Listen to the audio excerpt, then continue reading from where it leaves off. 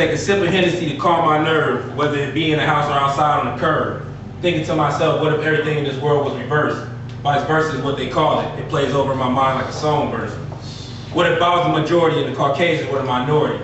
What if the people in this world want to hear her story more than his story? What if the weapon of mass destruction hid behind a simple name like Bush? What if the people who had the real power and they left the government shook? What if hip-hop was still hip-hop and not being about bling-bling and riches? Not about how much weight you push every day or about being surrounded by bitches? What if all the living class levels were equal across?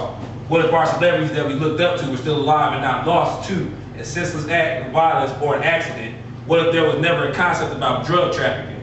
What if there was no such thing as a single parent? What if people that never lied so much that the truth in the world would become more coherent? What if everyone could admit to their own mistakes? What if there were more people that were real than there were fake? What if we went to war over? Nah, fuck that shit. What if there was a way to solve conflict so there wouldn't be war, period? What if abortion never existed? Then you would consider safe sex before putting yourself in one of 69 positions? What if all y'all hearts were pure to the point that we would drop the facade because blessed are the heart, the pure heart, where they all see God? Why haven't we as people learned our lesson yet? For us to live in the land of the free, why do we still treat people with disrespect? These are just a few thoughts in my head while I sitting outside on the curb, sip on the Hennessy to calm my nerve. Think to myself, what if everything was reversed? Vice versa is what they call it. It plays over my mind song verse.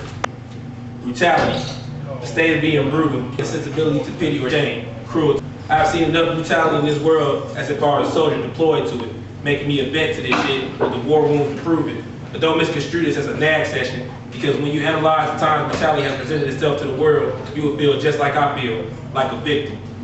Physical brutality, when cruelty is forced upon you in a physical manner, watching your fellow man beating themselves senseless until the other one is left defenseless, to only find out at the end that the violence was pointless. Mental brutality, when cruelty is forced upon the mind, stuck with a candid image of a situation that's horrid and vivid, to put a strenuous toll into your brain, which all leads to brutality, which I personally hate the most.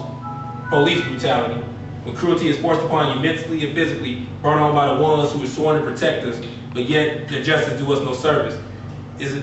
At most times, the only piece they understand is the piece that they have strapped to their side as a symbol of who has power and control. It sickens me to the bone that at that one moment, when weakness becomes apparent, they prey on it, like vultures to the wounded or when lions jump on helpless gazelles in the jungle. And even though we live in the environment that's surrounded by buildings and concrete, we live in the jungle ourselves. And to survive this jungle, we can only hope to not face this unreal horror on society, this cruelty, this brutality.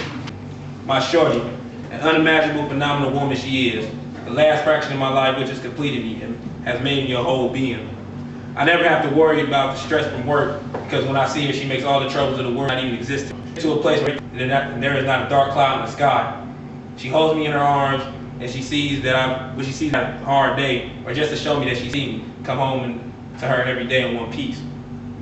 She kisses me to let me know that there's always passion rests behind those sweet lips of an angel that's only meant for me and me alone, and that no one else is deserving of her love but me. She looks deep into my eyes and I look back into hers, and at that time our souls are assuring themselves of a future in which we plan to make with each other, and not let anyone else get in the way of what we feel is rightfully ours, and that is the love that we planted in our hearts and watch grow since we both instilled this seed within us. I never need to worry about if she would leave me, or I need to worry about me leaving her, because we've been through too much in this life together. The arguments in the beginning, the pressure of friends thinking that we're moving fast in the relationship, the constant men and women that will see us together and try to do their best to come between us because they don't want to see us happy. And rather than us being together, they would rather see us apart so they can come and capitalize on the love that we started for you and me. Most people consider you to be the wifey type because of what I just wrote, but a wifey is not what I'm looking for, because I would rather have something solid in my heart than something that could easily be taken away from me through a disagreement and a court order. So this is what I have, regardless of what paper may say or what some document may have annotated. You are what I always wanted, a woman to be there to the end, not my wifey, but my shorty.